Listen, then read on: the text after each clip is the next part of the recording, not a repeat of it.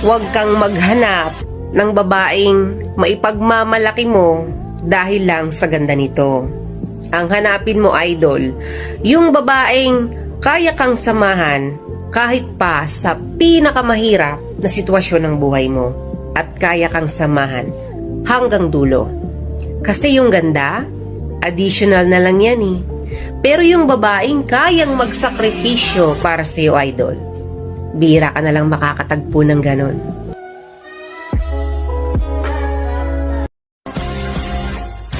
Huwag kang maghanap ng babaeng maipagmamalaki mo dahil lang sa ganda nito.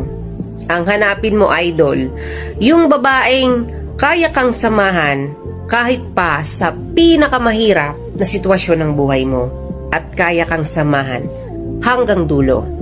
Kasi yung ganda, additional na lang yan eh. Pero yung babaeng kayang magsakripisyo para sa iyo, idol, bihira ka na lang makakatagpo ng ganon.